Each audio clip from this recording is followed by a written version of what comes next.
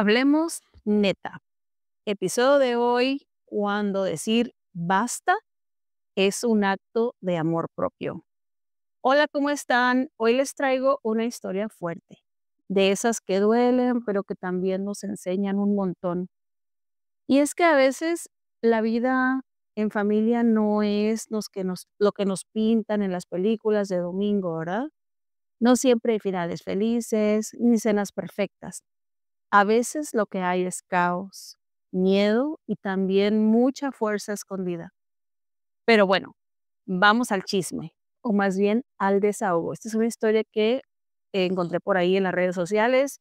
Me pareció muy interesante porque al final les voy a pedir su opinión sobre la situación en la que esta chica termina su historia y nos dice si lo que está a punto de hacer o la decisión que haya tomado es la correcta. Entonces, dice por aquí, imagina esto, una casa chiquita, mamá, papá, 2 hijas, la pareja cumple 19 años de casados, casi lo que dura una serie de telenovela, pero sin los aplausos del final. Mi papá, o como ahora le digo, pues estoy narrando esta historia en primera persona. Obviamente esta historia no es mía, pero la voy a narrar en primera persona porque así es como fue escrita. Entonces dice así, mi papá, o como ahora le digo, el progenitor, siempre fue de esos que tiran la piedra y esconden la mano. O sea, al principio parecía buena onda, que si una papita, que si una comida por aquí, todo chido, pero la buena vida se fue en cuanto yo tenía como 8 o 9 años, porque se peleó con su jefe y ¡pum!, renunció de su trabajo. De ahí todo se fue para abajo, como resbaladilla sin freno. Ya no tuvo trabajos buenos, andaba en chambitas mal pagadas, se volvió, digamos así, un poco, perezoso, por decirlo menos, y también algo cruel. Creo que su frustración lo hacía reaccionar de una manera bastante negativa, o bastante. Recuerdo una vez que mi hermana y yo salimos a jugar con un vecino, regresamos felices y ¡zas!, casi nos caen a chanclazos, pero versión nivel jefe final de videojuego. Menos mal que mi mamá se metió, ella intervino. De ahí todo fue de mal en peor. Gritos, amenazas y esa sensación de que cualquier cosa podía explotar.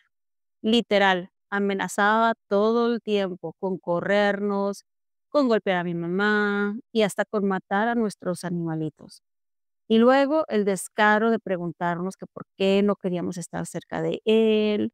O sea, neta, yo creo que de pronto se sentía que le poníamos límites, ¿no? Que no queríamos acercarnos a él, y entonces ahí era donde él resentía y como que quería sentirse amado, pero, pues, su manera de expresar, cómo se expresaba con nosotros más bien, pues, no era la mejor, entonces no nos daba esa confianza de estar cerca de él. Nos decía: "Mantenidas por comer", o sea, perdón por tener hambre, señor. Y luego con 500 pesos al mes pretendía que viviéramos todas. Estamos hablando de una historia que pasa en México, entonces 500 pesos, esa es la moneda, pesos mexicanos, ¿verdad? La moneda nacional de México. Mi mamá, que antes no trabajaba porque él, obvio, no la dejaba, empezó a chambear en una tiendita. Y obvio, él feliz porque así tenía el pretexto para comprar alcohol. Porque sí, el vicio creció más rápido que yo en la pubertad. Y así los días eran una ruleta rusa, literal, porque un día era tranquilo y luego 3 de caos. O sea, aquí no estábamos jugando con un arma, pero eran días de tranquilidad en los que parecía que las cosas se estaban componiendo y de pronto 3 días de guerra, literal, así aventando cosas y gritos, o sea, se ponía bien intenso el señor. Y obviamente, pues, nosotras sufríamos ese ambiente tan negativo y mi mamá hacía lo que podía.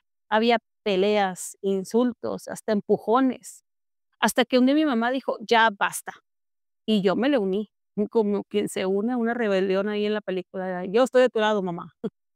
La verdad, todo se volvió como una olla express a punto de explotar. Ya teníamos un plan.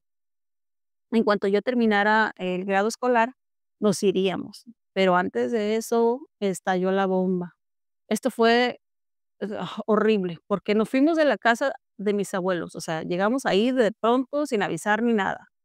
Sin embargo, pues, ahí había mucha tranquilidad, un poco de paz, nos recibieron de muy buena manera, entonces, casi se me olvidó, o sea, o casi más bien se me había olvidado lo que no era vivir, con miedo. Pero claro, el progenitor no aguantó hacerse el buenito y se fue a pasar la Navidad con su familia, la familia de él. O sea, familia que no incluía a su esposa y sus hijas, o sea, nosotros. Y la verdad que fue mejor para nosotras. Estábamos como liberadas. El 6 de enero fue lindo, pero después del 6 de enero empezó mi padre con: "Ya regresen", mandando textos, llamadas de teléfono, iba y se hacía el aparecido afuera de la casa de mis abuelos, como si no hubiera pasado nada. Mi mamá, la verdad es que no quería volver. Y mi hermana, pobrecita, le preocupaban mucho sus animalitos. Teníamos perritos, gatitos, conejos, incluso teníamos una pecera con algunas tortugas. Entonces, ahí fue cuando yo dije: "Ya no es papá. Él es el progenitor y punto". Ya dejé de decirle papá desde ese punto, porque me sentía entre la espada y la pared, sentía que nos manipulaba, pues, y no era algo que no era algo saludable para nuestro crecimiento, nuestro entorno era muy tóxico cuando él estaba presente. Y claro que él se enojó cuando se dio cuenta que yo le decía el progenitor, pero la verdad ya a mí me valió, porque de todas maneras siempre estaba enojado. Un día me quiso pegar por no quitarle los zapatos, porque terminamos volviendo, ¿verdad? Fuimos para allá, a la casa, mi mamá trataba de llevar una vida tranquila, quería que nosotros tuviéramos nuestra propia recámara, nuestro propio espacio, pero la verdad es que eso para mí no era tan importante, ya que, cuando estábamos en la casa de mis abuelos, estábamos las 3 durmiendo en una sola recámara, pero había mucha tranquilidad. No teníamos recámara individual, pero había mucha tranquilidad y eso, la verdad, no tiene precio. Entonces, en esa ocasión me arrinconó y yo temblando, la verdad que al lado de mí había un cuchillo. Yo sé que no estuvo bien, yo lo sé, y lo tomé, pero no quería hacerle daño. Creo que lo que me dominó fue el miedo y fue una manera de defenderme y asegurarme que no se me iba a acercar. No sé qué pasó, pero yo agarré el cuchillo, mi mamá se asustó muchísimo, mi hermana, empezó a gritar y mi mamá obviamente intervino, lo calmó, tomó el cuchillo y, entonces, después que se calmaron un poquito las aguas, mi papá empezó a reclamar que porque ya nadie lo quería, que hasta yo había intentado matarlo cuando, pues, obviamente tomé el cuchillo, pero nunca lo apunté hacia él ni nada. Estuvo muy mal. O sea, ahora lo miro y digo, esto pudo haber terminado en una desgracia y, pues, qué bueno que no, gracias al universo que no, pero sí estuvo mal. O sea, pero también imagínense cómo me sentía yo que pensé que tomar el cuchillo era una buena idea para mantener a este señor a raya, ¿no? Pero bueno, así llegamos hasta Semana Santa. Yo estaba escuchando música, leyendo ahí las redes sociales y de repente escuché: "Entonces lárgate de mi casa".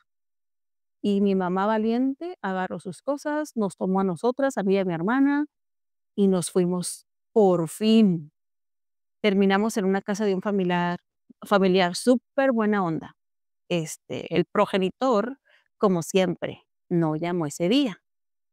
Al siguiente sí, como si esto fuera un berrinche. Y claro, lo típico, pero primero suplica, luego amenaza, clásico manipulador de manual, ¿no?